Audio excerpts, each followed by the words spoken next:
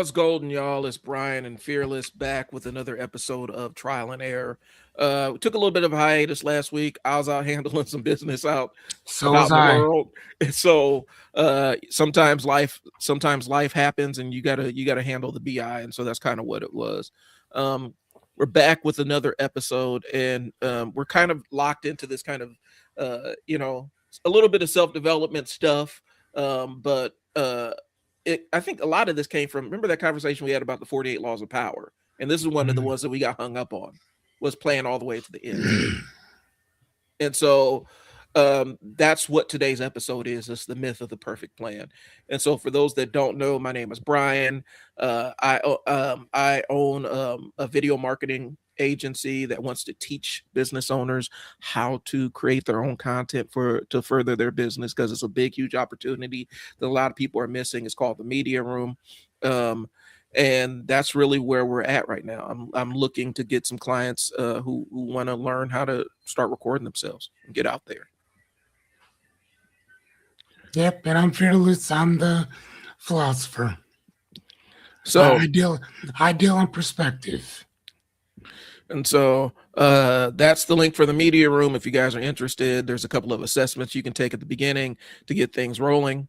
And I'm going to drop Fearless's stand store. You still got stand store, right? Nope. Got rid of it. So we're not going to drop Fearless's stand store up there. Nope. So anyway, y'all, today's challenge, and I think one of the myths that we fall into is people get hung up in this planning phase where they have a big, huge idea, big, huge thing that they want to execute, right? The big hairy monster in the corner that they want to slay. And we've kind of conditioned ourselves to, perfect, was it the 5 P's, perfect planning prevents poor execute, or, whatever, perfect planning prevents poor execution, or whatever. Anyway, I think we have kind of created this culture where, since we got unlimited access to information, you get stuck in a planning loop forever. And a lot of times people think that they're going to, when they embark on something new, they're going to be able to have a plan for every single eventuality. And unfortunately, that's not how big, huge ventures work. That's not how big, huge, audacious things actually work. Right. A lot of times plans don't really survive that first contact with execution intact. Sometimes part of the plan may work. You're going to have to go back to the drawing board or other parts of it. And so the moment you start, all those variables start to extract themselves and disappear, and new variables pop in. And so that's kind of what the theme of this episode is. And so that's what we're going to talk about, whether it be in your interpersonal life or whether you're doing something that, governmental or something along those lines. So that's kind of where we're at today. Looks like we already got comments, do we? I think that was already there before. Oh, yeah, that's already there. So anyway. But, I like this one, though, because I was just talking to a friend of mine yesterday about planning things all the way out before you even start. Mm-hmm. And I'm like, dude, that's, whenever you write out a plan, it better be in pencil. Yeah. Don't write your stuff in pen, because you don't know what you don't know yet. And you're not going to, and what works today may not work tomorrow. Yeah. And what didn't work today may work tomorrow. So again, whatever your plans are, write them in pencil. Mm-hmm. Do not write them in pen. Yeah. But I will tell you, get started. Yep. Because you're not going to know until you start. And I think that's kind of that's going to be the theme of this. A lot of things that you want to try or attempt, the real data doesn't come from sitting down and thinking about it and planning it out and writing it out. The real data goes out from executing the thing and learning the lesson that the execution of the thing teaches you. And a lot of times people are scared, and we talk about it. Fearless and I have talked about plenty of times. People are scared of that first time reality rebuffs you and pushes back against what you've planned. And they end up running away from it completely, as opposed to leaning in and saying, okay, so this was the lesson that this thing taught me. And so this is how I incorporate it into the next action that I'm going to take. Because you don't need to go all the way back to the drawing board. Sometimes you just need to scratch out something.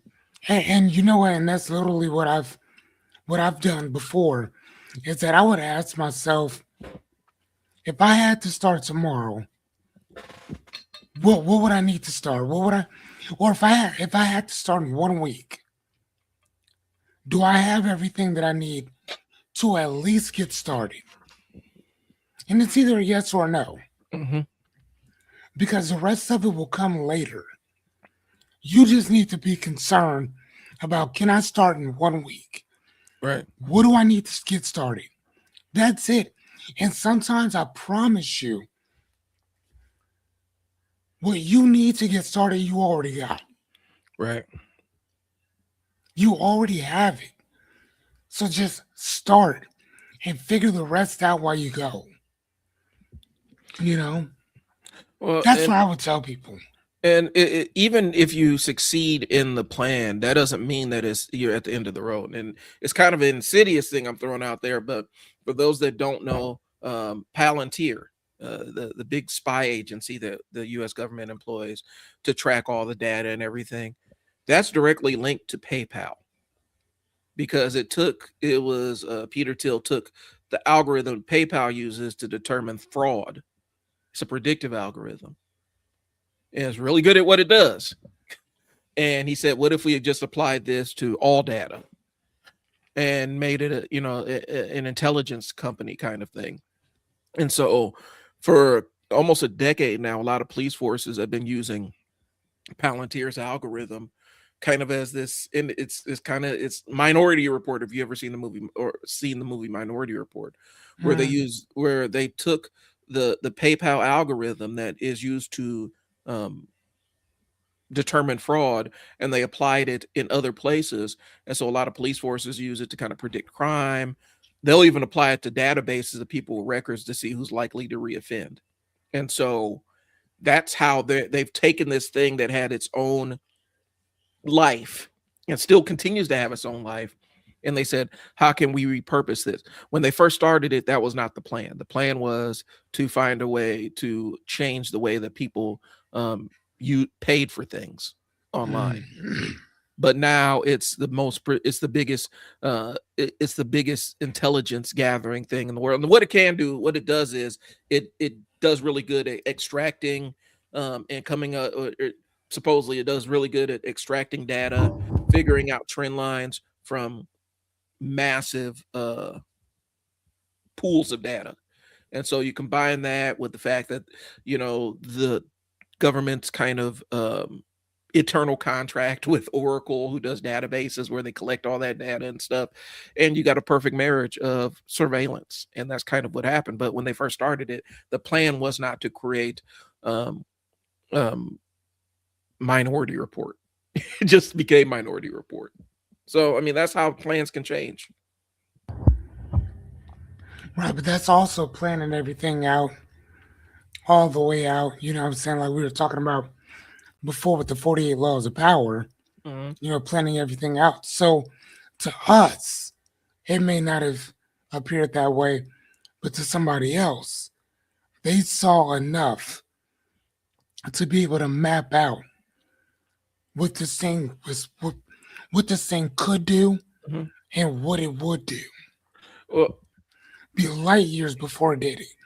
Just like technology.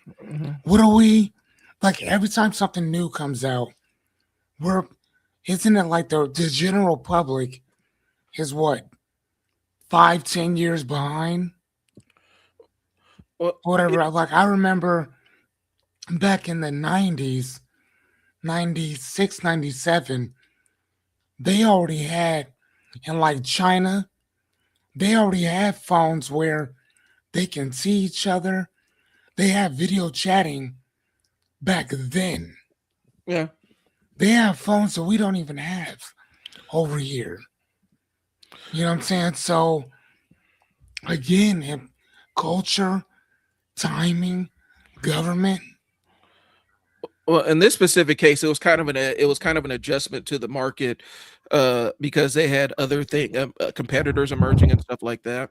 And so, specifically, they even mentioned the CEO mentioned that's kind of what it was. It was kind of calling an audible and saying, "What else can we apply this algorithm to?"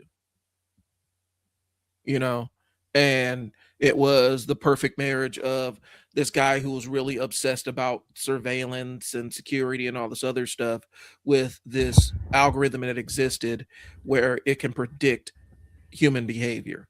And so, or it can try to predict human behavior. And so that's what it was. It was kind of they called it audible and say, what else can we apply this to? And kind of pivoted a little bit. And it's calling it midstream. Like if they would have just said, this is what we do, this is what we planned all the way to the end, and this is what PayPal is going to be, it would have, I don't know if that company would ever existed. But I think that's kind of what it was. Sometimes, you plan all the way to the end, and then you see the finish line, and you still gotta make an adjustment, Right. So the biggest thing we're trying to get you guys to understand is, more times than not, your plans, especially if it's something you've never done before. When you've done something before and you've experienced it before, you have a little bit more bandwidth to plan a little bit further ahead. But if it's something you've never done before, it's your first time encountering the thing that's going to teach you the most is execution. You can't find a lot of this stuff online. A lot of the information isn't going to be found in stuff that you find online, because again, like Fearless said, you never know what variables this person that you're watching and trying to duplicate from, you don't know what variables they encountered that changed the flow and the engineer their success. Their variables could be completely different than yours, and you're not aware of it until you start getting into because it could be even a time thing. Right now the economy is not right for the idea that would have been brilliant 2 years ago or 2 years from now. Mm-hmm. And so oftentimes, again, we fall in love with this idea of, and a lot, you see it in the movies, right? Like in the movies, the hero, Ocean's 11 is the perfect example, right? In Ocean's 11, the plan just fires off and everything kind of goes the way he saw it from the beginning. That's not real. That's a movie. And even then, Right. sometimes things get snafu'd in the movie. But I think we have this romanticized idea of how smart people plan, and it's not really that. Smart people can adjust faster. Right. They can they can see tailwinds coming up and adjust for them. Yeah. So I like the second one that we have, which asks the question why people love perfect plans. Yep. And it's a sense of control, a sense of clarity, as well as a sense of safety. And then you put that you feel like you're making progress without risk. Mm-hmm. Planning can become a substitute for action. And I've seen that a lot with people where they're like, no, we need to plan for this, that, and the other. There's stuff that's going to happen in business and in life that you don't see coming. Mm-hmm. It's kind of like that old adage, adapt or die Mm-hmm. type shit. And again, it's not that you're planning for it. It's just that you have to adapt to it. You don't know what's going to happen, especially when it comes to business. It's like, when we first started our bookstore, first month, we were rocking and rolling, doing great because it was a novelty. It was new. Then what happens when it becomes a sense of normalcy? Mm-hmm. How do you stay motivated? How do you stay disciplined? How do you stay inspired when you had successes in the beginning and then it starts to taper off? Mm-hmm. So again, you can plan for stuff, but like we said in the first part, you have to actually do what you're talking about. Bookstores, and you can go ask any of them. There's only a few places that survive off of selling books alone. It is not many Mm-hmm. that survive off just books. You need to have millions of books coming in to survive just selling books and that's it.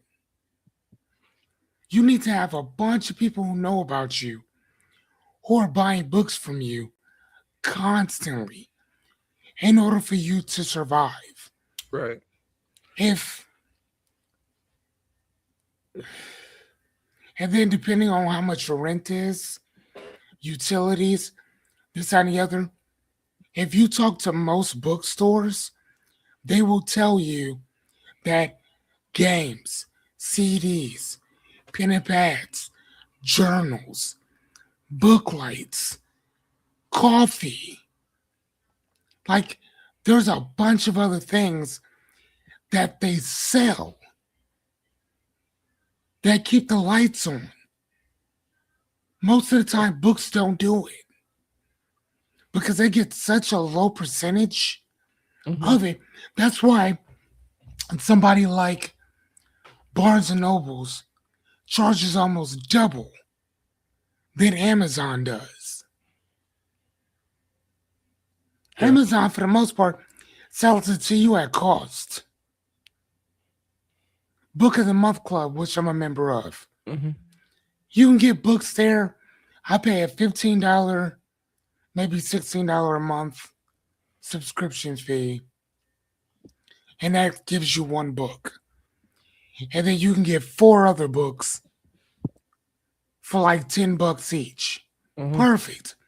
I spend $50 with them. Technically, I spend probably almost $70 with them every month.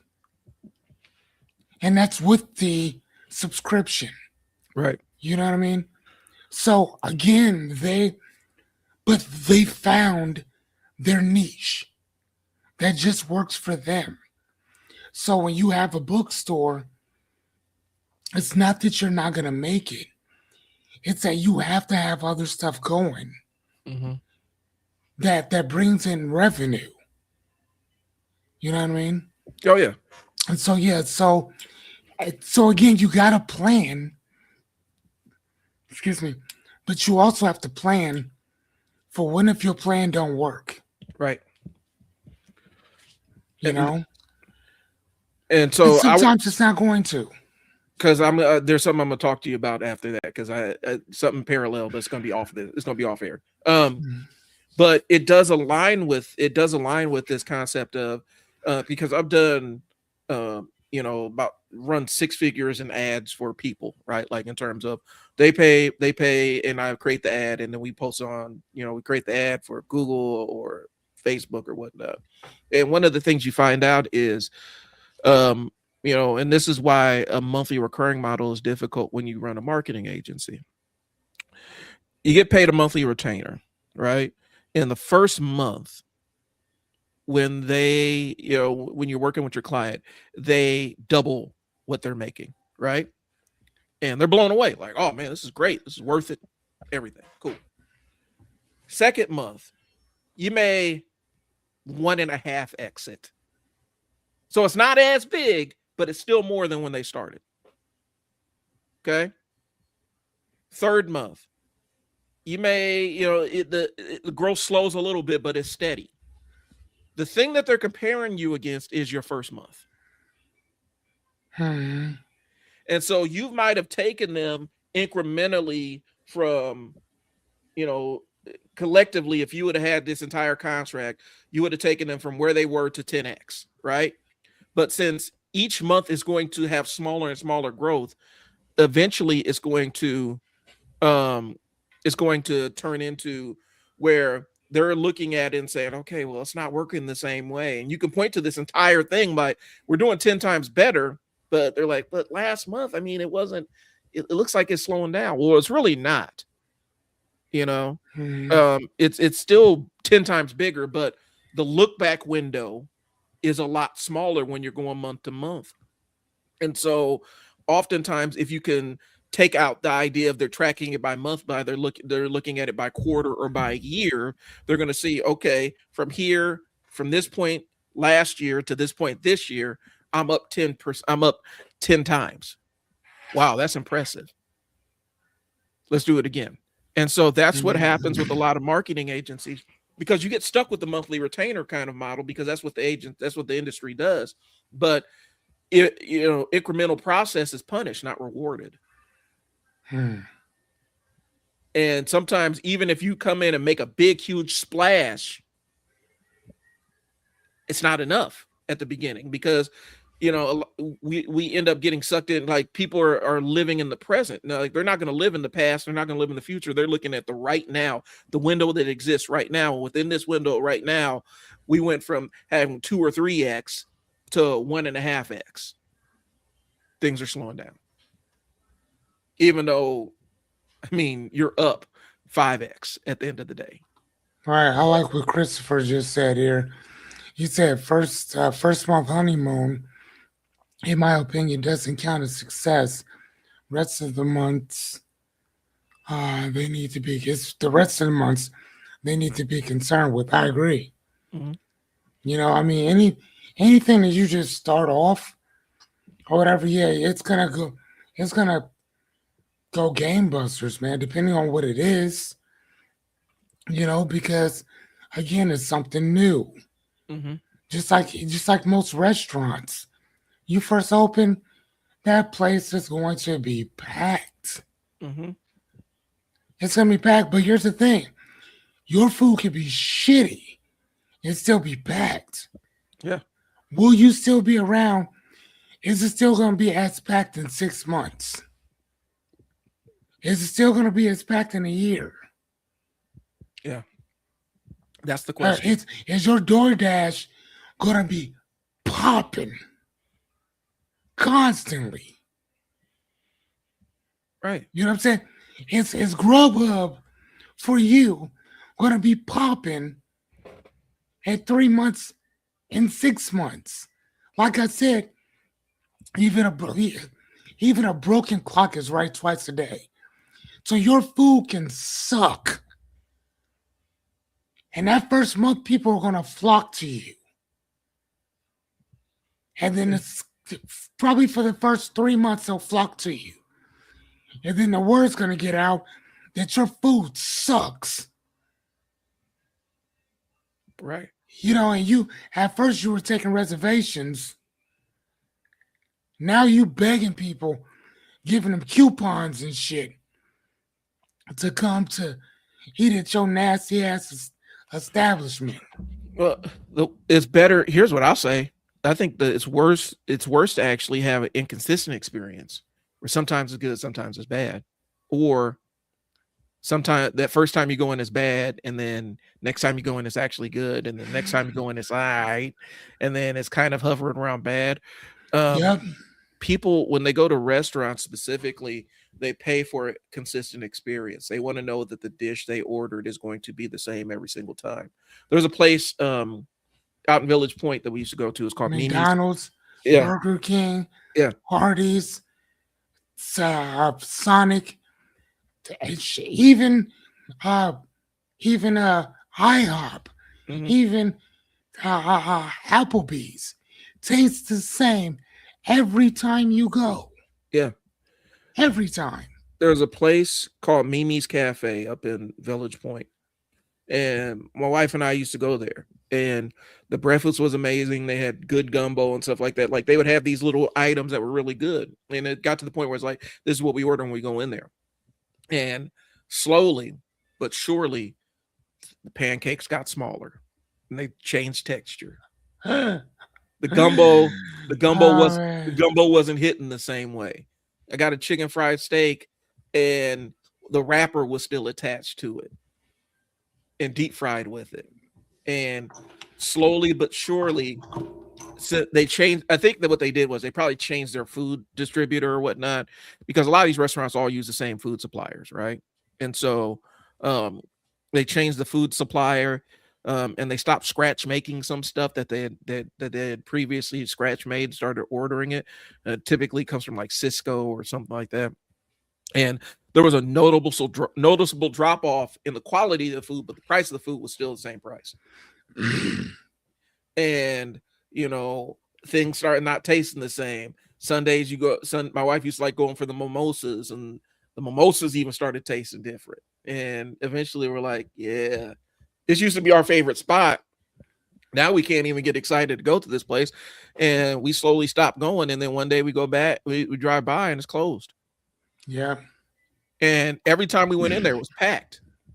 But people got their favorite dishes, and their favorite dishes slowly started to change. And that was kind of the death kiss, because it was an inconsistent experience, because it wasn't bad every single time. It was just different every single time we went in after the first couple of years.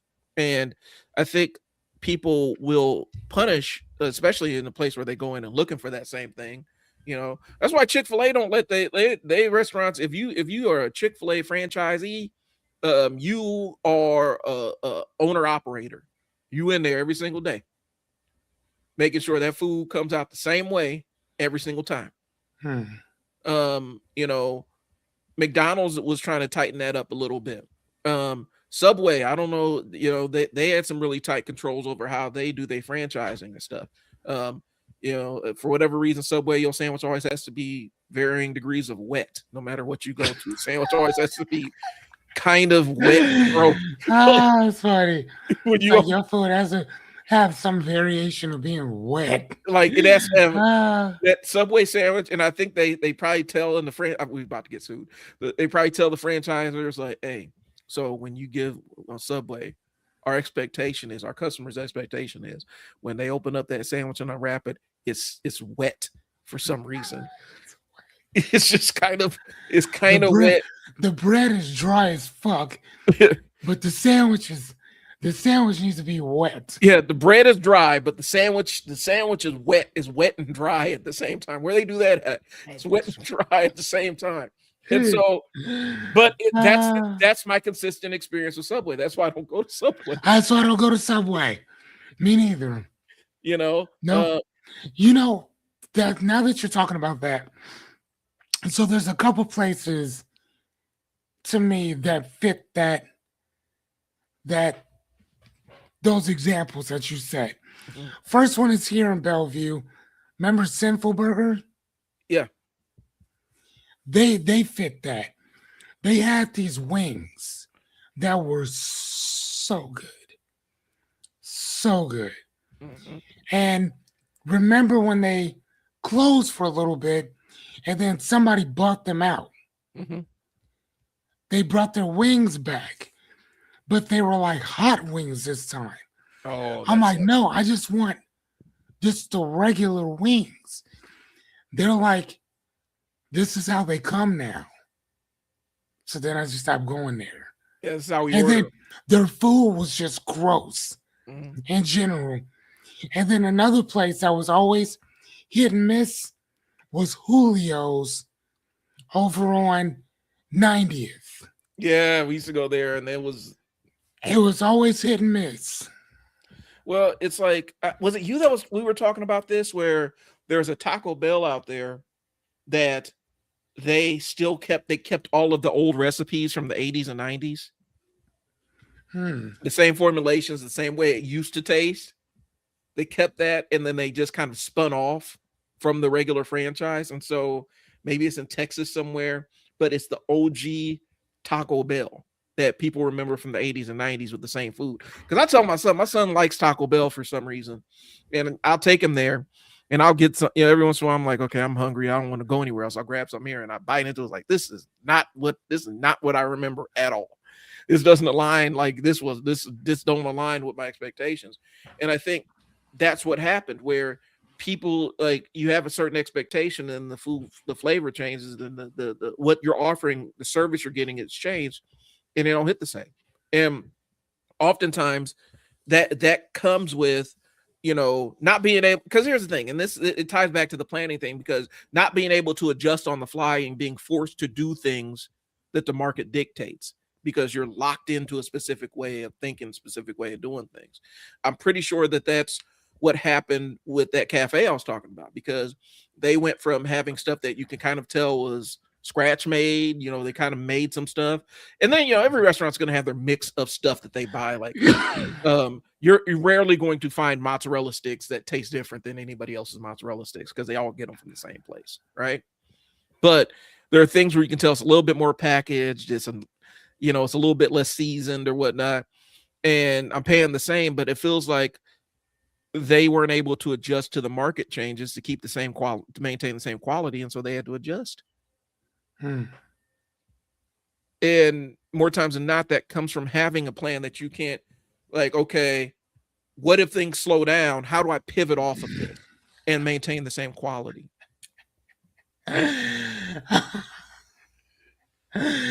Yeah. 14. Yeah, that's pretty bad. That's pretty awful too. Oh my gosh, man. Subway where pedals eat. Yeah, they moved. Jared did a lot of damage to the brand. Oh my god. So maybe that's why they made wait and start banging kids. Maybe that's why maybe if they said if we make the sandwiches wet enough, they'll forget about talking about Jared and start talking about how the sandwiches talk about Jared.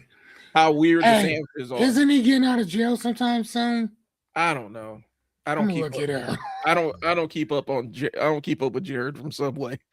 So man. let me jump back to where we were. So a lot of times the plans, while Fearless looks it up, plans like they give people this sense of control over uncertainty, right? It makes you feel safe when you're doing something that's unsafe. You feel like you're making progress without risk, like Fearless said. And I'll be honest with you, it's easier to plan than it actually is to execute, because execution, going out and executing the thing, is kind of where the rubber meets the road. That's the litmus test. Can my plan survive me executing on plan? And more times than not, if the plan doesn't, people end up getting discouraged, and that's when they end up throwing in the towel. Where actually it's kind of where you need to double down. Okay, this thing didn't work. What did I learn from it? Okay, let's try spinning it this way. Okay. And so, but people think it's safer to think than it is to actually try the thing. When I first turned on the camera, I didn't know what the hell I was doing. I just kept doing it until it made sense. And a lot of people never get past that. I look crazy on camera. The lights are off and the lighting's off and all this other stuff. They never get past that first part of not knowing what to say or not looking the way they expect or even hearing their own voice for the first time back. And that's where they end up giving up, as opposed to saying, okay, let's lean into this. Let's lean into it a little bit. So what'd you find out about Jared? Hold on. He got 15 years. I don't know if it's state or. It should have thrown. No. Should have thrown him in there. This is Fed. Yeah, should have thrown him in there with Fleece Johnson. I want you. Yeah, get you. Pack Jared all the way up, bro. I think Fleece is out though. Yes. Out terrorizing the streets, bro. Hopefully he's got his stuff together and he's kind of reintegrated in society. But what I saw when I first saw that dude on lockup, it was so wild. Like, never let this man out amongst the rest of us. We ain't safe. If he's out, I'm happy for the brother. Let's keep everybody safe out in the community. And all right, now he gets out in 3 years. All right, so let's pack up Jared when he gets out too. Watch if you think watch where's he at in Florida? No, Colorado. All right, Colorado. Once Jared hits the street, yeah, no, he got state. Once Colorado, hold on. Once Jared hits the streets from Subway, just be aware. No, he got never mind. He got federal. Okay. For that, so he has to serve at least 85% of his time. So yeah, he gets out in, when does he get out? March 24th of 2029. Yep, let's mark your calendars. And he's gonna be on a registry followed by a lifetime of supervised release. Yep. So just be aware. Mark your calendars. Jared's going to be out here. Jared will be out. Jared Fogle will be out in these streets. March 24th, 2029. 2029, ladies and gentlemen. He will be home causing havoc. Protect yourself. Protect your loved ones. Stop playing out here. Yeah. Let's get Jared. Let's pack Jared up again. So anyway, with reality, what happens when reality hits? So reality will fall on, like if you plan something, and Fearless, you've been in this boat, I've been in this seat. You sit down there, you come up with the perfect plan, like, oh yeah, this is what's gonna be, blah blah blah. It looks rock solid, right? And the reality just falls on top of you like a house, like it just collapses on top of you. And so a lot of times when reality hits you, introduces problems that you didn't plan for. I've encountered that. I've lived that. I've lived that. It introduces new time constraints, weird demands of your time. You know, the 80-20 rule sounds great on paper until you physically are stuck doing the 80% of things that do not generate the money for you, and you can't outsource them, and you don't have the time to get to the 20%. And I think oftentimes business owners get jammed up in it, but you get jammed up in it when you take on anything, marriage, kids, buying a house. You have an idea of what this thing is going to look like, and you get in it ain't the same thing. Right. People think they're going to do the old boy from Count of Monte Cristo and plan it 20 years in advance, plan your execution and plan the what happens, and it don't work like that. Yeah. Not at all. You know. And then it's like you don't recognize this dude. Yeah. What? Yeah. Out of here. Well, and again, like I said, can your plan survive reality? That's the biggest litmus test, I think. And I think that's the one that we don't ask enough. You know, I think we burden kids with that too. Like when they're going to high school and decide that they want to go to college, and then instantly, what's the first thing you ask them? When we meet a kid that's in college, what's the first thing you ask them? What you going to school for? I'm guilty of it. And if you ask me in my freshman year what I was going to school for, I would say, well, I'm on an engineering scholarship, and so I'm going to school for construction engineering. If you ask me my second year, I'm a journalism major, and I take a bunch of sociology classes too. You know what I'm saying? And so that's kind of, I'm looking at broadcast journalism. Now, if you ask me after I dropped out with like maybe 1 or 2 electives to go and started working, and then I went back to school, what are you going to school for? Listen, I'm just going to school. I'm just trying to get my degree so I can get this promotion. And so it's going to be in human and social services admin. And so it depends on it, but more times than not, we burden kids with the higher education thing. What are you going to school for? And then they say it, and then they feel like they're trapped in that box. Because there are a lot of people that they got jobs that have a damn thing to do with their degree. They have entire careers that have nothing to do with their degree. Or they got a degree and they didn't imagine where the career would take them. There's a lot of people that are, they engineer boxes and containers and stuff who have art majors, and they never thought that they would land in a sweet gig like that, but that's where their art major took them. So, well, I guess my take is, my question is, where does this obsession with planning come from? I don't know, man. I mean, we've always done it from even people that, even in the Stone Age, man, they used to draw a bison and elephants. Not elephants. We are actually no. What are those big elephants? Oh, mammoths. Mammoths, deer, elk, bears. They used to draw them out on the walls and picture themselves shooting it. You know what I'm saying? So they were always planned. So we've always had a plan. I think that this is probably like one of the, I don't want to say first times, but at least that I can think of, where we plan for the future. Right. Because, and it's not even about survival. Like, survival is just, it's a given. Right. That's the reason why you're planning for what could happen, what's going to happen, what you want out of your life. And I think another part of it is comparing yourself to other people. Yeah. That's a big one. Yeah, that's a huge thing in comparing yourself. You know what I'm saying? Like, and that's, I try not to do that. Uh-huh.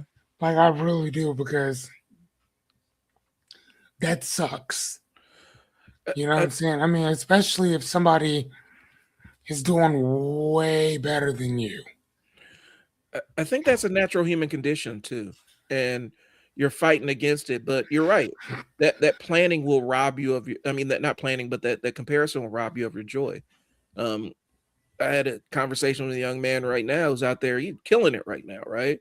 But he's like, I see all these people that are my age on social media and stuff, flashing the money and the big houses and cars and everything. It's like, what am I doing wrong? It's like, you're not doing anything wrong. No, They are not at all.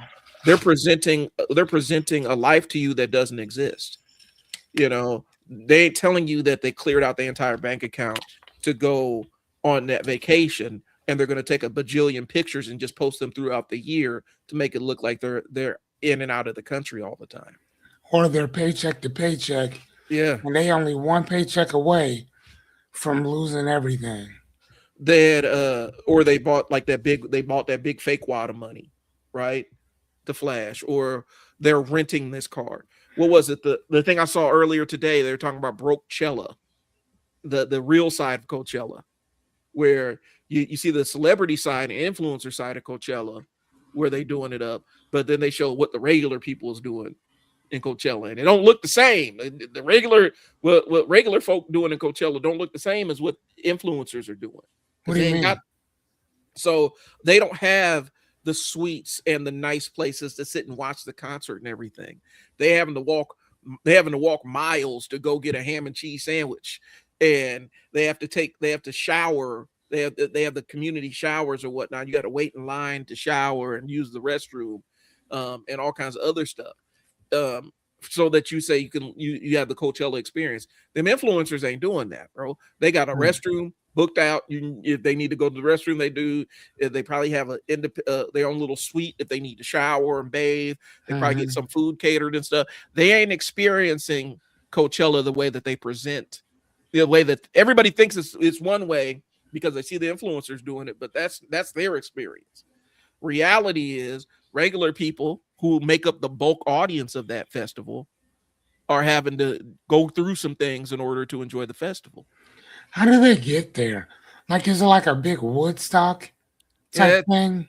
yeah, it's something like that. It's super white, like like it's like a Woodstock kind of thing. You know, I forgot which one is in the desert. That's not Coachella. That's South by Isn't that Southwest. Running Man or Burning Burning Man, Man? another one of them things that I'm not gonna go to. So, but just seeing it, and you can look it up on TikTok if you guys are inclined. It's called Brokechella on TikTok, and it's people talking about the real version of Coachella. Uh, for me, I don't. For me, it's not relaxing going out and being inconvenienced. I used to tell people all the time. For me, I know people that their refuge is camping, right? They love to camp, and that's how they get away and that stuff. Camping, being outside without the opportunity to go inside is not a vacation to me. That's stress. Like being outdoors, and there's no option for me to actually physically go indoors where there's air conditioning and plumbing. Um, that's not a vacation to me. That's not relaxing to me. That puts me on edge. And so for me, hey, we going camping, man. It's gonna go relax. It's good. Sounds we're gonna go up in the mountains and get away from everything and relax. It's like, man, that sounds awful to me. Like that doesn't sound like good. Do you, if that makes you happy, go knock yourself out and go lay on the ground in a tent somewhere outside. Me, Right. put me in a hotel or somewhere where there's indoor plumbing. cool. And then I can go outside if I want to and be outside. But when I say it's time to stop being outside, I can go inside somewhere. Like, that's relaxing to me. So anyway, it isn't what people imagine it to be. And oftentimes people are making plans around a fictional version of reality. There's a lot of people that saw their favorite influencer kicking it at Coachella and said, hey, this is what I want to go do.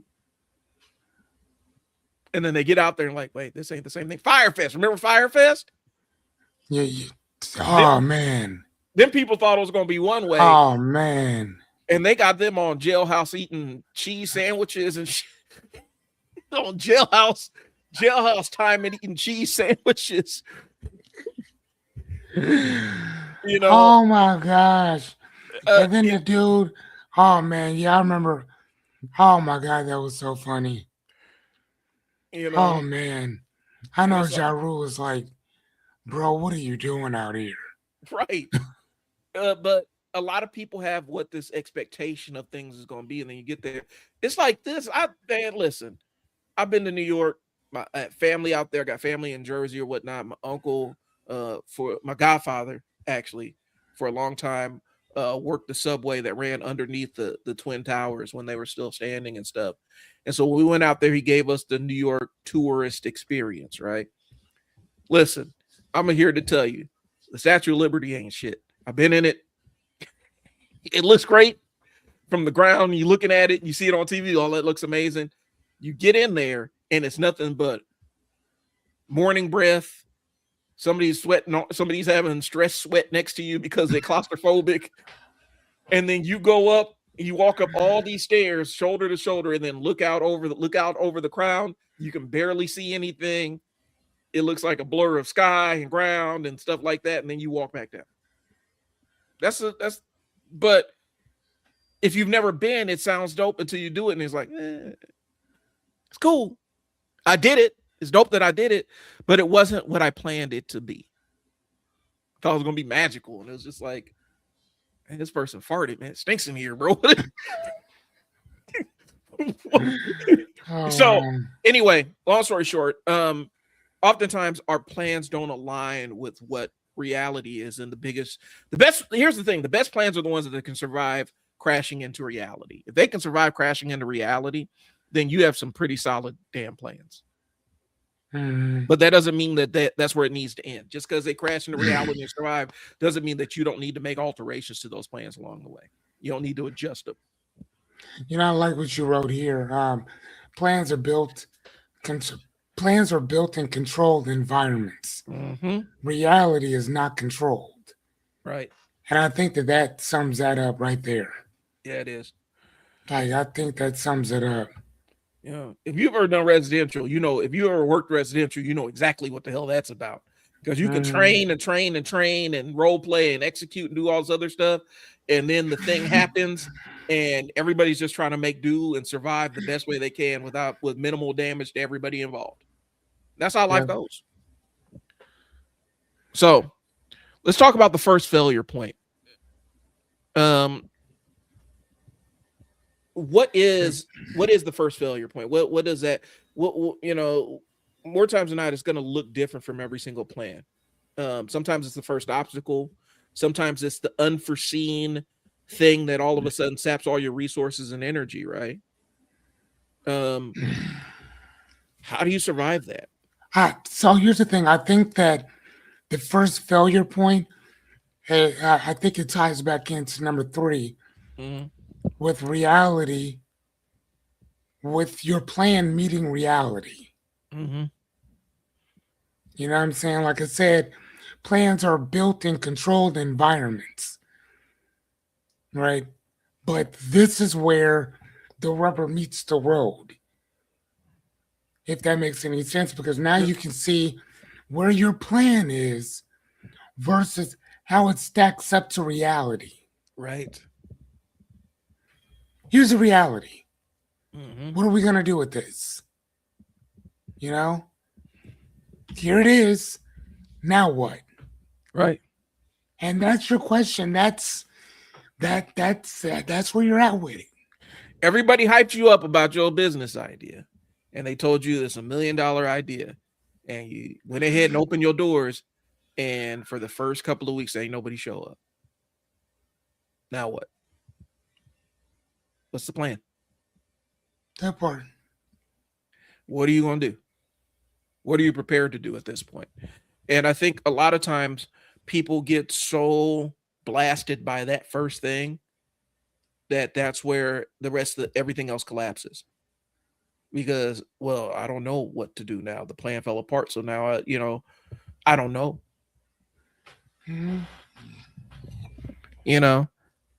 That first month when, the first month after things slow down and things start getting tight,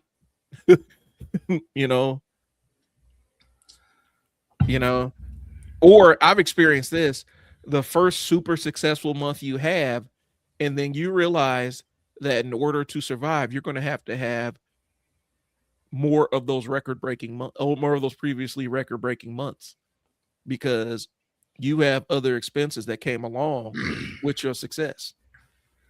That part. I've hit that. I've experienced that one. And now we got to figure out now we got to make a plan to adjust for the plan that doesn't exist anymore. Right. So, and people interpret it as the plan was wrong. That's not what the case is. You planned based on what you knew best. And oftentimes I think people get too jammed up in that. Like, you planned on, you made the best plan that you could make based on your information. Based on limited information. But it got you to this point. So now what? Right. So I was trying to look to see if I'd seen. I think it's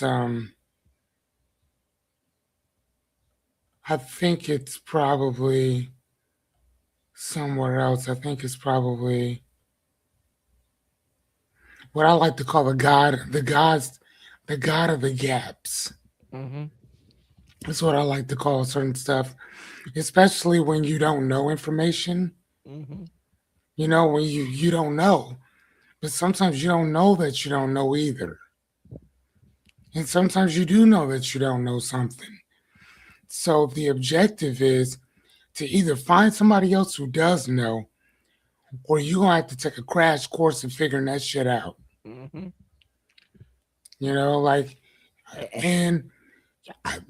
funny enough, Google and chat can sometimes be your best friend. Yeah. That's that Dunning-Kruger thing. We talked about it, why you don't find, like, and I had this, matter of fact, I said this on my live stream. Somebody tried to argue with me about this last week. Oh, I got to tell you about this one, Fearless. So I'm doing my live stream on Tuesday and just kind of chatting it up. I got a couple people in the chat and we're having a good time and whatnot. And this dude jumps on there and he's like, and I could barely understand what he typed, but it was something about, what do you think about what's your take on this Trump thing? Some specific policy. And I'm like, yeah, I don't really like it. How about you do a voice chat and we can debate it? No.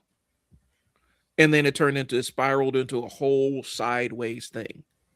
And it took my show off the rails, but this dude was bound and determined that he was going to try to argue with me about this thing and debate with me. And it got me on this thing. Debates aren't won by the person that's most informed. Debates aren't won by the person that's most factually correct. No. Debates are won by the person who puts on the best performance. And you could be 100% wrong and still perform better than the person that's 100% right. Because oftentimes when you're encountering somebody who knows more than you do about a subject, and if there's a vast amount of knowledge that they have compared to your limited amount of knowledge, they may be a little bit more halting in their speech. They may halt a little bit more. They may stop and consider things. They may have to look things up, just because they know where the edges of their knowledge are, whereas you do not. And that's the thing. The God of the gap. And not only that, though, but I can spew out 15 different bullshit, whatever. And you might be like, no. And by the time you debunk the first 3, I done already moved to 15, 16, 17. So as you're debunking this one over here, I'm way over here. And then you're like, well, you said and this, that, and the other, blah, blah, blah, blah, blah. And I'm like, dude, I'm talking about this up here. Why are you even over there? That conversation's been done. So it takes more time to sift through a lie. Mm-hmm. Think about that. It takes more time to correct a lie than present the truth. That's called a Gish Gallop. A Gish Gallop is where you just blitz somebody with dubious point after dubious point after dubious point after dubious point, and expect them to answer it. And if they fumble on any one of those answers, you latch onto that and use that to try to discredit everything else they say. And that's kind of what that is. It's a blitz. It's a rhetorical thing. And I think people don't understand debating is a rhetorical contest, not a fact-based contest. It's about whether I can get up here and sound better and perform better than you can. That's all it is. I wonder if some of the greatest events are less exciting than what the textbooks say. Absolutely. Absolutely. There have been plenty of times where I've experienced something that I thought was going to be amazing and like, this ain't shit. This ain't this ain't where it's at. But the textbooks, in order to tell a compelling story and a compelling narrative in the textbooks still are narrative devices. They still have stories within them. You still have to capture somebody's imagination. So there's an element of narrative that goes into it. And so they got to sell it as more interesting than it actually needs to be. Oh. Okay. So, but yeah. This dude, start yours. All right, you're already done? Go ahead. So, all right, cool. I was just having lunch. So the thing is, hey Anya, how you doing? She's about to start her podcast now. Okay. The thing about it is, like I said, this dude was demanding that he wanted me to get on a voice chat because he's trying to turn me into like Dean Withers and all those other dudes that they have their TikTok channels and people call in and they'll sit there and argue with them. I'm not doing all that. Why? For what? So we can perform, and then we could sit on there and perform. I give you my audience and the people I'm talking to so that you can get up there and perform in front of whatever. I'm not doing all that stuff because I know what public debate actually is. I've done debate. I was in debate club. I was a debate student. I understand how this thing works. And the shit you see online ain't no debate. That's just two people arguing. That's two people arguing. And so, yeah, let me go. Where were we at? Because we got off on this, but okay. But yeah, so we run into reality. People interpreted it out. The plan was wrong. I'm not ready. This won't work. Instead of, this is where I start to adapt. That's what I was saying before. Like sometimes, man, you have to ask yourself a very simple question, and you have to take a minimalist approach to some of this stuff in trial and error. And that minimalist approach is, what can I do right here, right now to get started? Or if I only had 1 week to get started, how do I do that? You see what I'm saying? That's it. When the bookstore got started, I just set a date and we had to meet that deadline, period. And then, I got Diana involved and the city got involved, and at 10:30 in the morning or 10 o'clock in the morning on Saturday, we opened and boom. That's it. Yeah. And you had to adjust a lot of things midstream. A lot of things. You really did. Yeah, what's going to work? What's not going to work? How do you check for this? How do you check for that? How do you scan items? Again, you know what I mean? So again, I know that when I started a lot of that stuff, for me it was fail as quickly as possible. So I got a book type manager and I wanted to see how it worked. So I would mess up as much as I could constantly. I screw up on this, I screw up on that, just so I can fix whatever problems would occur. Yeah. So that's how it works sometimes, man. Like I was sitting there. Um, one of my favorite books is The Stand by Stephen King, right? And I was reading the behind the scenes talking about writing it, and like because that book is for him is kind of one of his longish kind of books. Um, but he got halfway through the book and he's writing it, and he's really invested in these characters and everything.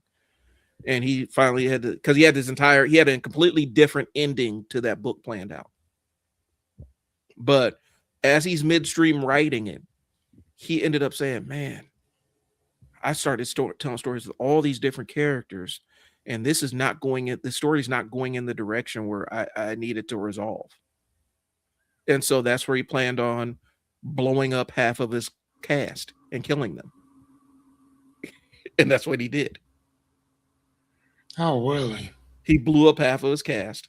Spoilers, sorry, blew up half of his cast, um, and told the rest of the story because it was going in a direction that he didn't want it to go, even though he loved it and he loved the characters that he built. He's like, they are extras and they have to go. And he cut it to the bone. And he's like, all right, blew them up. Now we're on to the next part of the story. And that's what I mean. He had to adjust midstream, and he was pretty meticulous in planning his stuff out. But even he makes those adjustments to what it needs to be.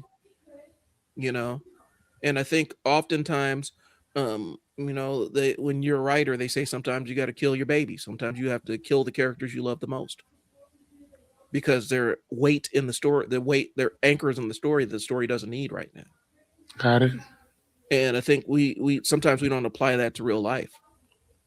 Sometimes the thing that you thought was going to happen isn't going to happen, and so you need to cut out the thing that you were planning on and pivot into something new, or pivot in a different direction.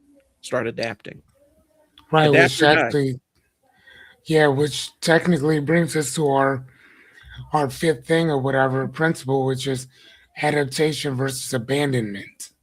Mm-hmm. And there's a difference between it. Adjusting the plan, quitting the plan. Adaptation means change the approach, reevaluate assumptions, continuing momentum. And then abandonment comes from frustration, ego, loss of confidence. So do you adjust or do you stop? Mm-hmm. And here's the thing, sometimes you may have to stop. Yeah. Yeah, sometimes you may have to stop. Yeah. Or you may have to change venues.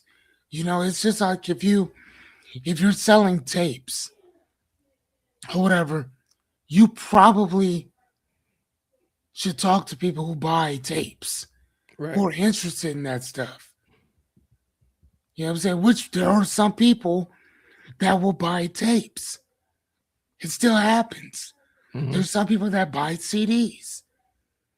It happens. So again, you want to market your stuff to those individuals. Mm-hmm. Why would you market it to somebody like me? I'm good.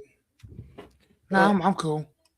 You could have the best burgers in the world, but if you put your burger joint in a place that is surrounded on all sides by a colony of vegans, you setting yourself up to fail.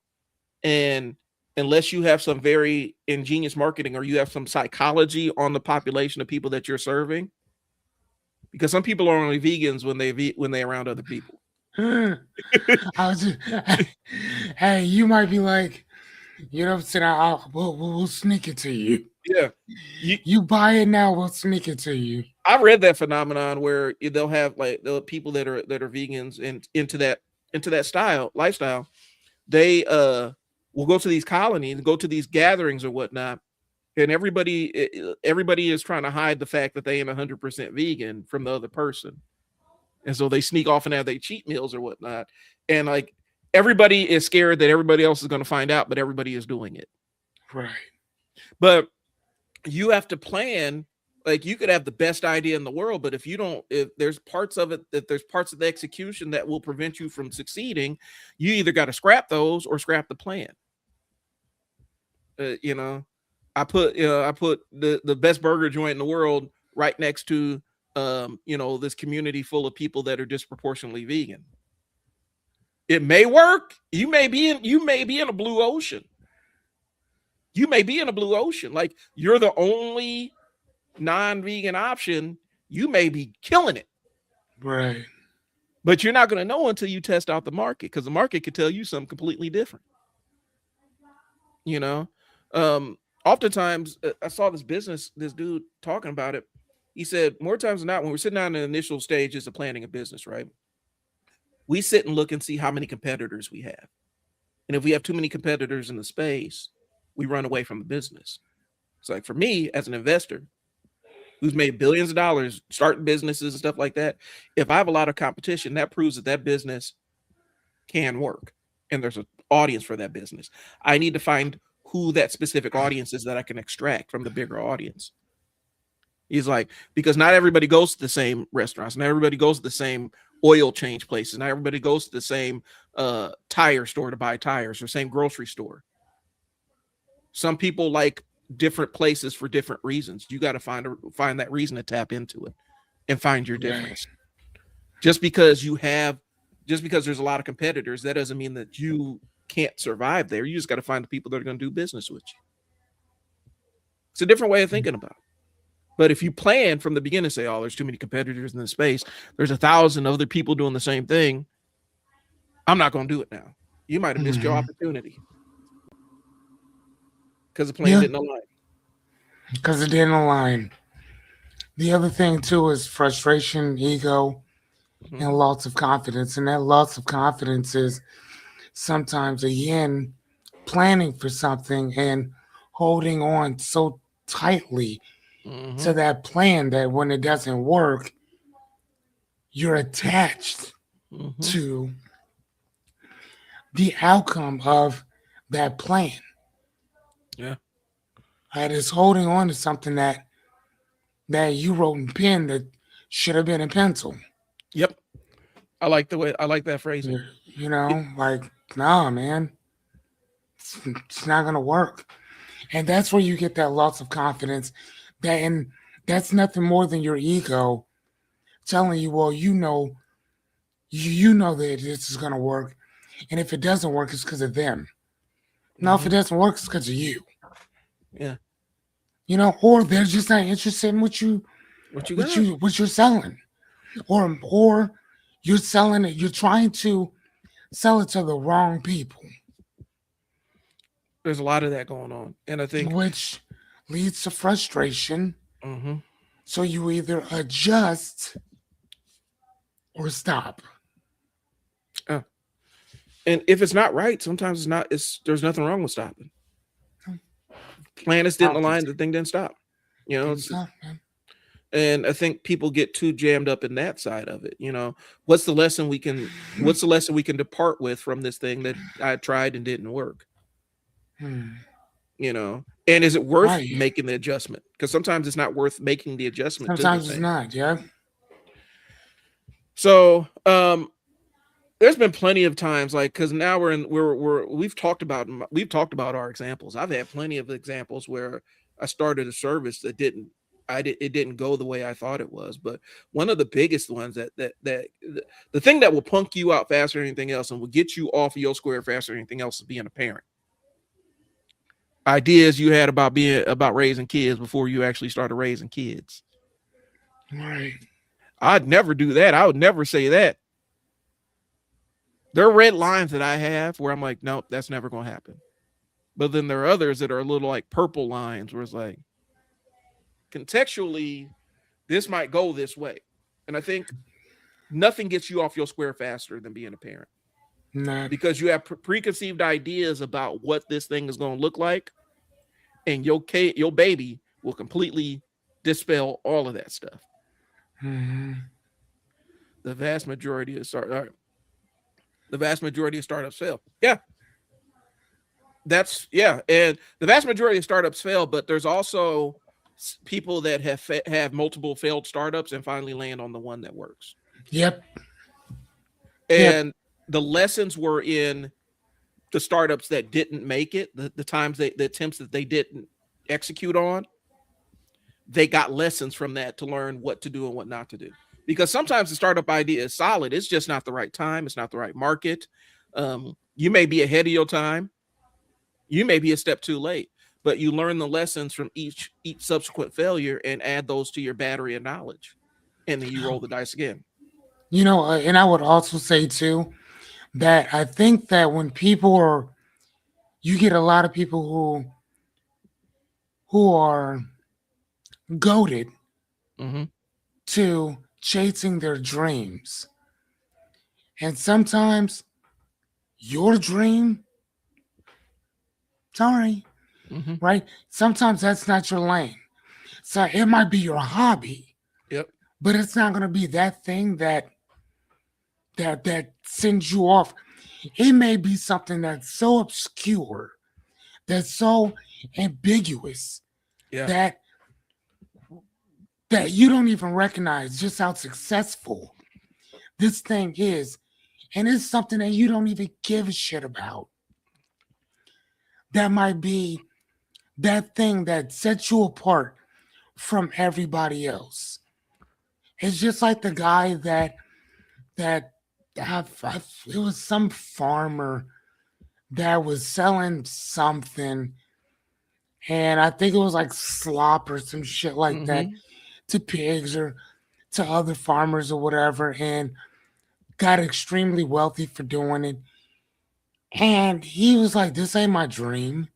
Mm-hmm. I didn't think, oh my God, this is what I want to do for the rest of my life." Dude was like, I started making some money with it, and then I made some more, then I made some more, and I just stuck with it. That's it.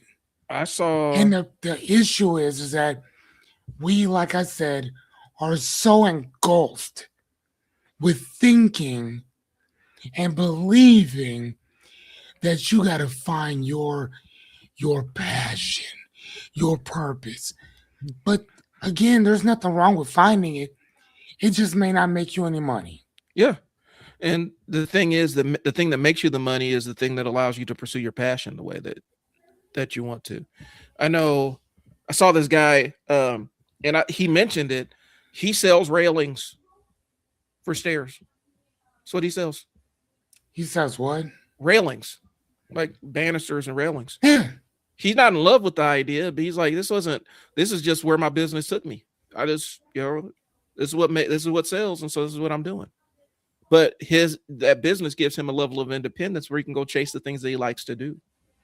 Right. But I also think that sometimes you may not have the right delivery vehicle for the thing that's your dream. Yeah, exactly. I've seen too many people sink their life savings to a business idea. When I give them the stats of how the money would have multiplied in ETF, they're shocked, had no clue, and regret it, as well they should. Or, like, if you did that for me, I'd have been like, yeah, okay. Like, everybody's it's gonna hit different for other people. Yeah. For some people, that level of investment is actually worth the experience, and for other people, their risk tolerance don't align with that. And yeah, what works for you may not work for me. The idea, like for some people, that will be discouraging. I've seen people drop entire life savings on something that everybody else thought was a pipe dream and end up making a second career in life for themselves that was better than the one they experienced. I know one of my mentors actually did that. We had an entire fully successful career, retired from it, took his nest egg and rolled the dice on a franchise. And he retired from that with more money than he had in his retirement when he first started. So it does, like, it's everybody's going to have different things that motivate them. But I get where you're going with it. The point is to make money. They must get their ego out of it and make a rational decision. Oh, sorry, Fearless. I know. No, it's all good. They must get their ego out of it. All right, so this comes from this. I'll put it on my behavioral list, and Fearless, you can jump in here with this one. Okay. One of the first things you learn in the principles of behavior is everybody has different motivators, right? And so when you're going through the ABCs, antecedent behavior consequence of behavior modification, one of the things you realize is I have to find the thing that motivates the person in order to motivate them and either give them access to it or remove access from it, right? And so if I had a kid in my house that was motivated by Snickers but hated Milky Way bars, as you should, me giving him Milky Way bars to do a task isn't going to motivate him the same way giving him a Snickers bar will. But then there's another kid that loves the Milky Way bars. So I have to provide him with the Milky Way bars and either provide him access to it or remove the access from it to get the kind of behavior that I want to see. And as he starts doing the behavior, it ends up becoming generalized to his normal skill set. And then I can start removing the thing that motivates him to do it. And now he's doing it just because that's what he normally does. But the same thing works with money. I had staff that were not motivated by raises, but I had staff that were motivated by how many people they could help or being in a decision-making capacity so that they could affect lives. Yeah, status as opposed to money. I took a pay cut to take a promotion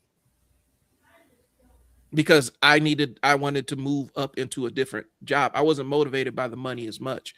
I took the pay cut, a temporary pay cut, so that I could learn what I needed to do to move up to the position I wanted to be in. And I didn't want to be in that seat because it was money.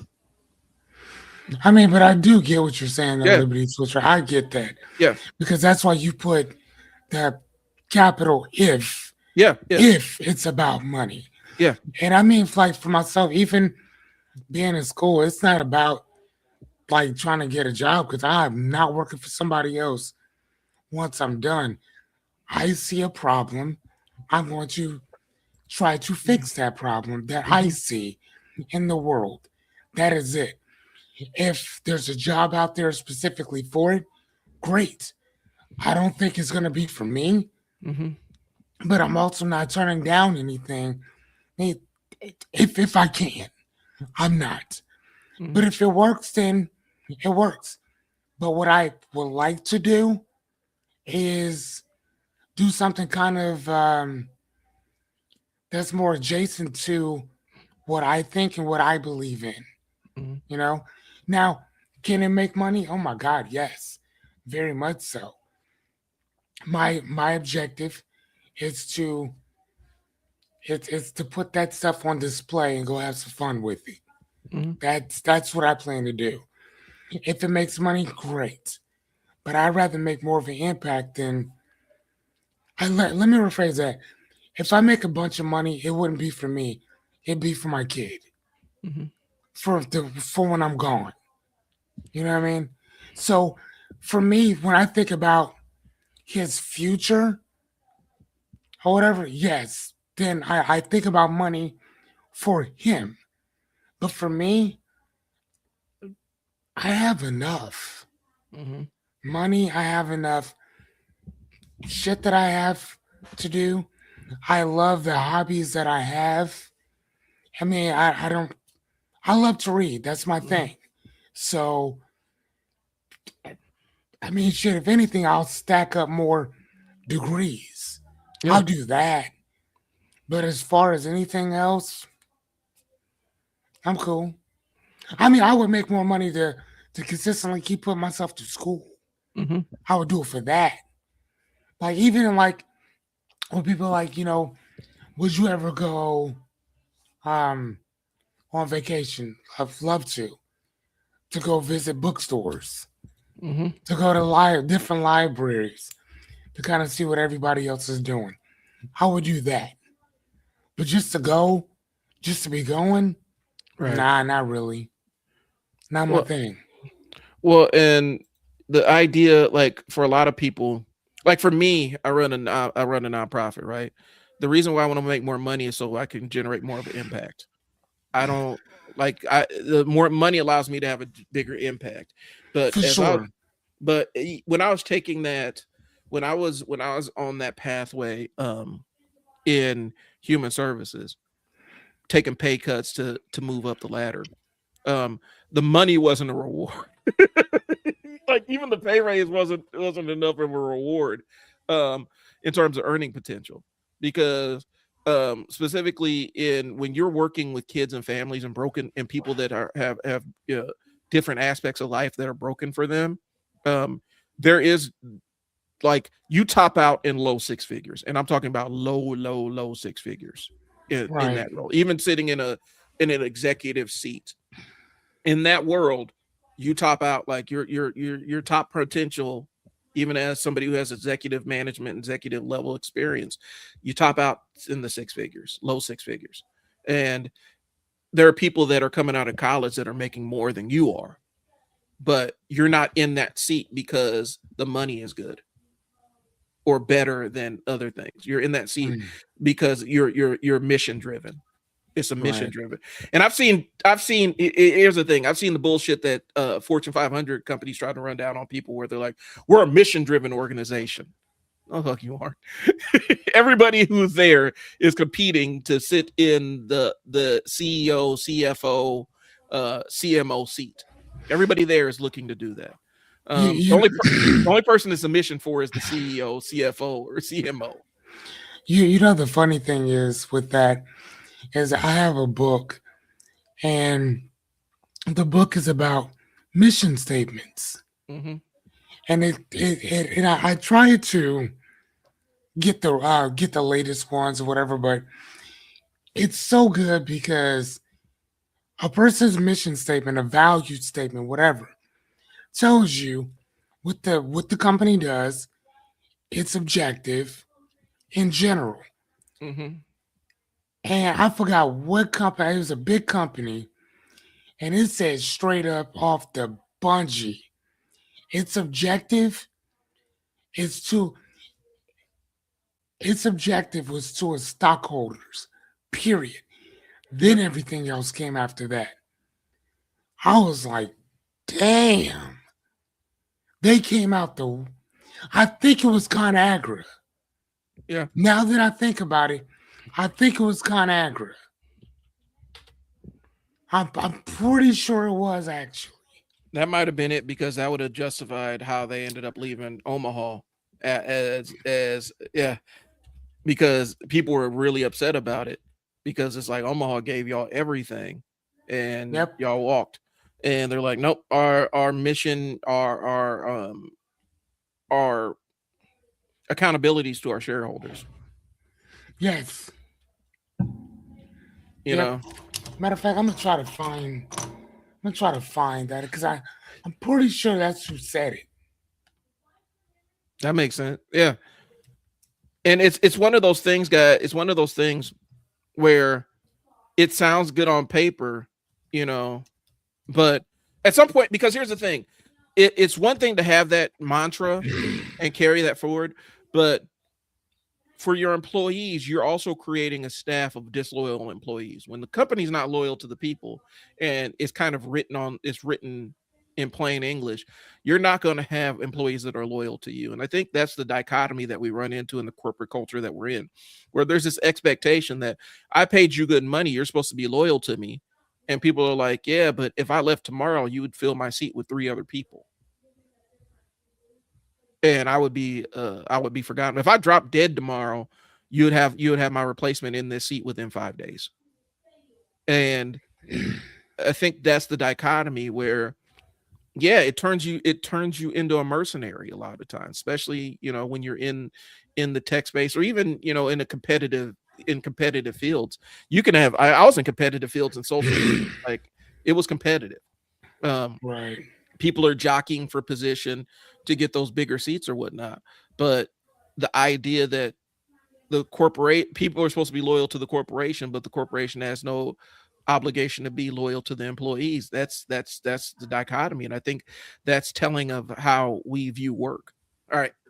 Right here. So here it is. ConAgra brand's mission is to nourish people, the planet, and our communities. as a leading branded food company, they focus on producing safe, delicious, and nutritious food while fostering an exclusive entrepreneurial culture, investing in employees and communities, and driving shareholder value through innovation. Mm-hmm. Like, boom. Like, this is what we do. Yep. Like, like what? Yeah, and Like a lot what? of times that's kind of code for, we do a lot of stock buybacks. We get kickbacks from the government, and then we take that and buy back our own stock to drive our price through the roof, and then our shareholders get the benefit of it. But really, we're selling them smoke, because if anything ever forces us to prove what our valuation is, all of this shit's going to collapse. Right. So it is what it is. But again, their motivation isn't to serve, it's to make money, which is fine if that's what you're driven by. And I think one of the things that we struggle with in this society is recognizing that not everybody has the same motivations, or even driven by money to the same degree. I think I got to look it up, but there is a behavioral health, there is a cognitive science thing where there's a certain amount of money that's kind of your threshold for your happiness. Once you hit that, 75,000. Yep. Once you hit that, more or less, that's, your happiness doesn't shift away from that. 75,000.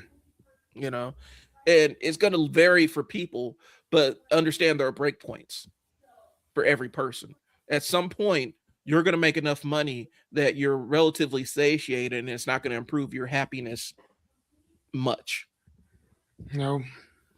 And it's not a universal thing. No. All right, where are we at? Thanks, Liberty. If you got anything else, jump in here, man. Let's see. Plans falling apart. What you thought would happen, what actually happened. Your plan falling apart is where the learning is. That's where your learning resides. When the plan doesn't go the way that you wanted it to go, that's where the learning comes in. Mm-hmm. And I think too frequently, that's where we want to stop learning and pivot away. Not look at the ugly thing, not look at the scars, and learn the lessons from the scars. Mm-hmm. Because it's uncomfortable. You don't want to look at it. Okay. So that plays into the role of trial and error. That's what this show is. That's why we talk about it. That's why this is the topic. Right. Plans are untested. Plans are sexy until we actually get them out under once we turn on the house lights. That's what we're trying to do. The plan looks good, looks great, it's attractive. Ooh, I think I could spend my life in this plan. And then the house lights come on. You're like, oh, right. And that chick you've been dancing with, yeah, it was awfully manly. Yeah, or you notice that there's something that just is just like, I don't know. You didn't see that blotch on her neck or whatever. And so it is one of those things where you didn't see that one tooth that's bothering you. And so the house lights come on, and the plans, you get to see the plan for what it is. And there's nothing wrong with that. I think we put too much stakes on a plan collapsing and falling apart, not enough on the lesson. And then I'm gonna be a broken record on that. Okay. So let's get into because I think we're getting close to wrapping it up. Let's talk about over planning as the defense mechanism real quick. Got it. I've lived there, I've been there. And this year, the last couple of years, has been the execution piece, where a lot of times I will run with a plan before I have it fleshed out. I just need to test it. I need to test and get data. And it's not easy. That hasn't been easy for me to do. That's not easy. That's not a comfortable place for me, but it's a place I have to live in. Okay. Because me getting whether people are going to mess with this thing, whether they're interested in this thing, they're going to buy this thing, that determines whether I'm going to continue on with the thing or if I need to take it back and pull pieces off of it or whatever. Case in point, right now, I'm running an ad for a business. and the ad is doing well, but the conversions are not. And the lesson I'm getting from that is, okay, I have to change where they're going. I have to change the place they're landing on, the landing page, in order to get the conversions I want. And so I've redone a couple of sales funnels and whatnot. And today I'm linking up the one I created to test out. Okay, so this didn't work. Let's see what happens with this. But if I would have sat there and tried to over deliberate the front end of it, I would have never launched the ad in the first place. I would never put the money up for it. But I'm putting the money up to get the data. Sometimes you got to do it. That's what you got to do. But over planning, some people get too comfortable in the planning because it's fun using your imagination. It's safe up here. Up here is safer than the real world. You can talk all kinds of shit up here, but until it comes out here to the person that you're talking shit about, it don't mean anything. And I think people get too caught up here. And they plan excessively to avoid the embarrassment or the failure or the uncertainty. It makes it feel like progress. So, because the feedback is the most important thing. Like the feedback from the market, and if you're a business owner, you know this. Getting the feedback from the market's the most important thing. And sometimes people ignore the signals the market is giving them.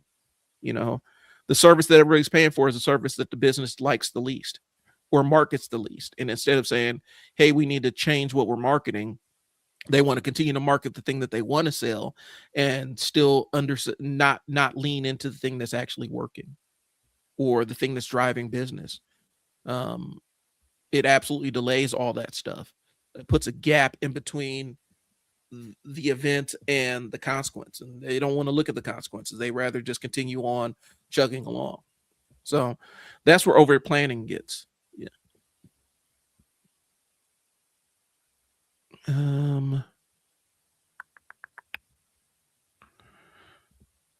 So Fearless, what do you have about balancing the preparation with that side of it? Because there is a balance, like just flying off half-cocked and not having a real plan of executing things. That's not a strategy for success either.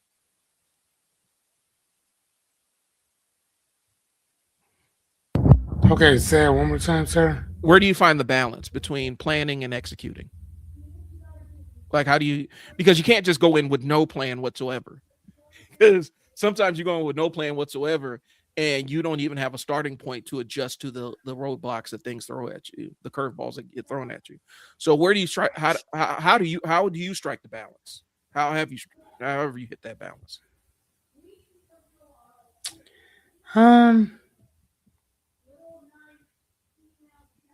So for myself,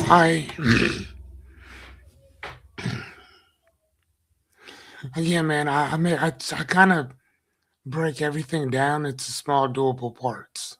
Okay. You know, pros and cons. Can I do this or can I not? What can I do right now? You know? Yep. And then dude, I'm infamous for making lists constantly. I'm infamous for writing stuff out all the time. I don't like it in my head. I need to see it. Right. Once I can see it, then I can do something about it. If I can't see it, man, I don't like that. I like to be able to see what I'm doing. So if I make a plan, that I need to see that plan. So then I can mark it off, you know. I can write what worked, what didn't, what did I try, how many times did I try it, did I call anybody, did I ask chat, did I do any of the stuff that chat suggested that I do? That's what I do. Okay. That's how I find that proverbial balance, if you will. Okay. I like that. I've seen the one I've seen was that Louis C.K. was talking about it. He's like, if I'm 60% sure of something, that's when I go with it. It's not going to get any better than that. I'm like 70. I'm more of a 70 guy. 70%. As long as I'm at 70 jump. Even with my assignments, they don't have to be perfect. 70% is what I'm giving you. Mm-hmm. Boom, send it out. Right is the enemy of done.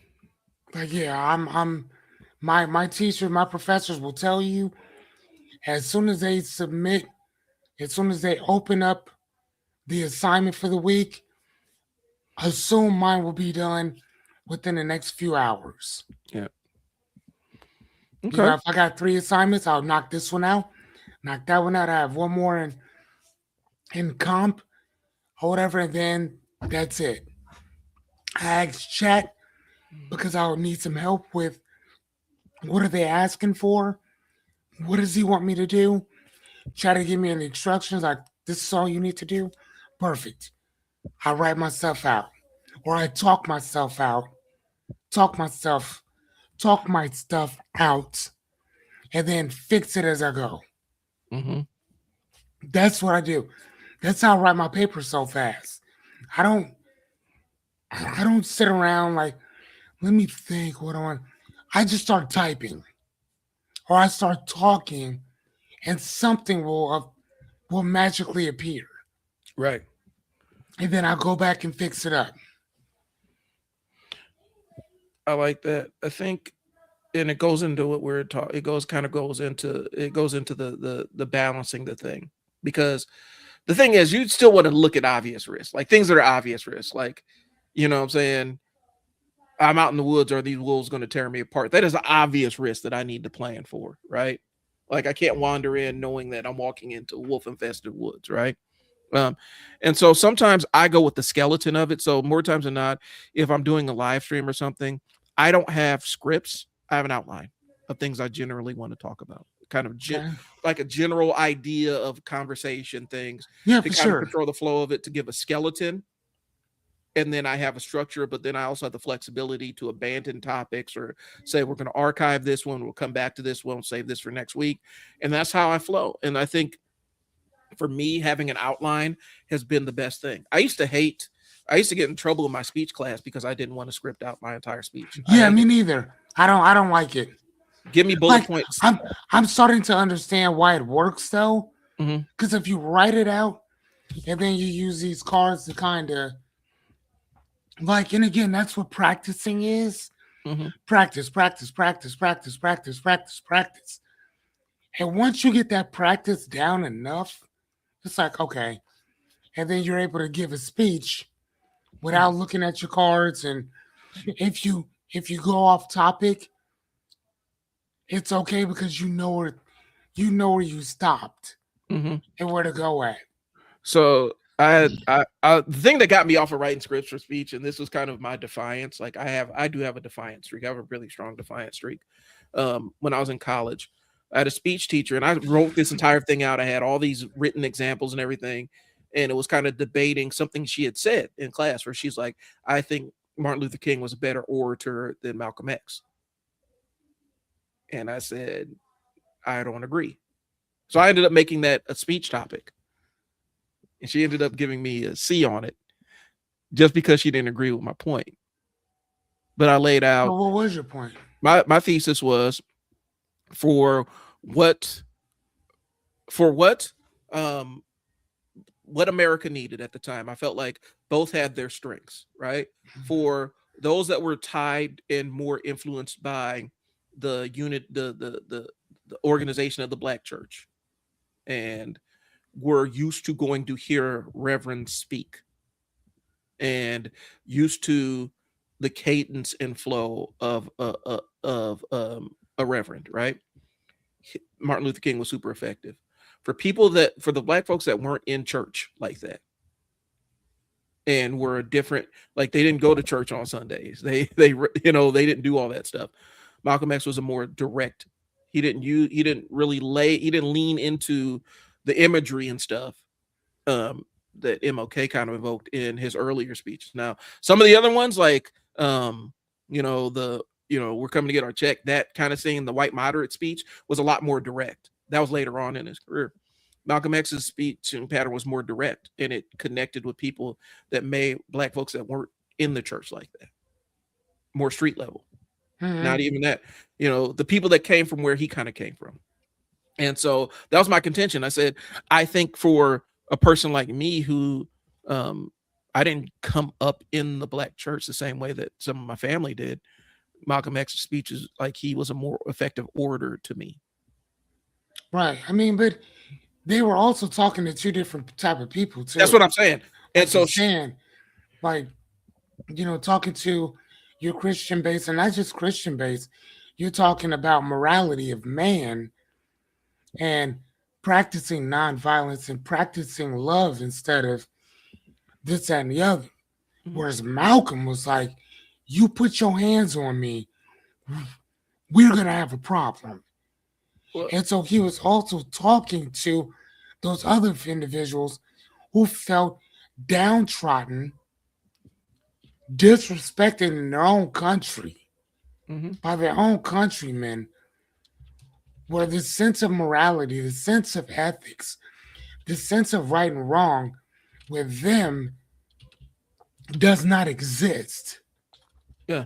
Stay in your place, but get out of it. Stay in your place and let me do whatever I want to you. Whereas King and them is like, we'll stay in our place, but damn it, we're gonna love you no matter what. Malcolm was like, no, I'm not doing that. There's a book, and I gotta remember what book it is, Fearless. But there's a book with somebody who was there, kind of in between, and so they kind of had an unofficial agreement where they understood that they were talking to different audiences, and so they were mutual respect, but they were sowing the seeds for collaboration in the future. But they knew now wasn't the time. They're speaking to two uniquely different audiences within the same struggle, and so he is a guy who knew both of them and was kind of there in the kind of phone calls and letters and stuff where they're kind of sharing ideas. And because here's the thing, people think that, and I throw it out there, people think that the nonviolence thing, that was a strategy. If you fell up in MLK's house when he's not out on the march and everything, you might get shot. And people have mentioned that he had guns. He had his arsenal. They had the nonviolent side of things.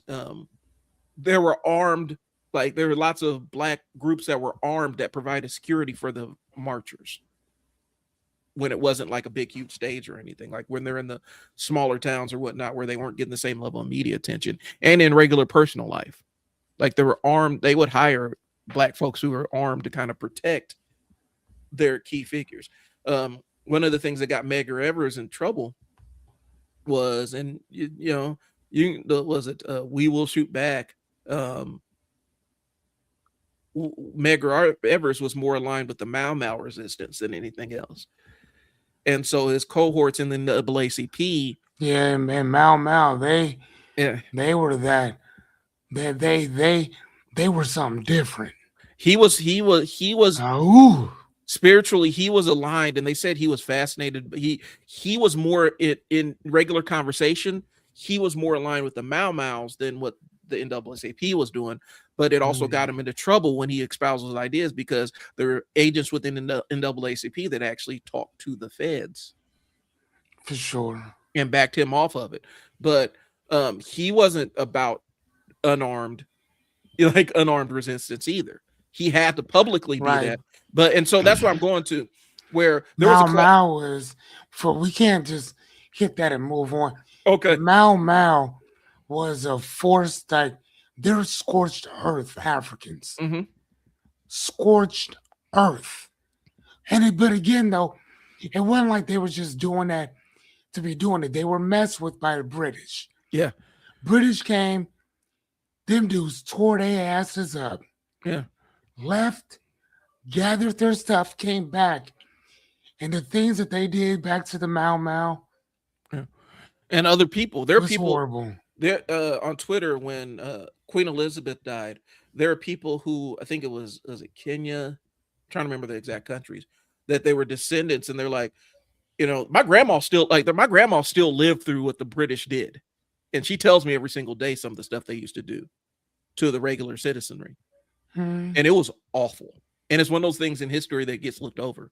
but it was daily torture, people getting mutilated, you know, concentration camps where people were starved to death and stuff like that.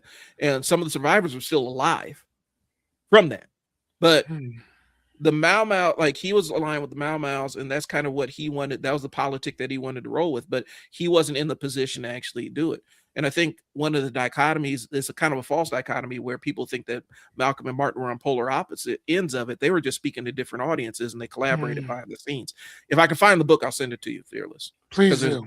Because it was notes from somebody who was there with both of them. But it is one of those things where that entire speech, that specific interaction in that speech class, and I don't know why it turned me against having written out like scripted segments, but instantly in my teenage brain, because I was like 19 years old, my teenage brain said, fuck this. I'm not doing no more. I'm not writing out any scripts. I'm just doing outlines straight up. Yeah, I love an outline. I love a good outline, man. So flexibility is important. It's necessary when conditions change, but you cannot just wander it. We're not saying don't ever have a plan.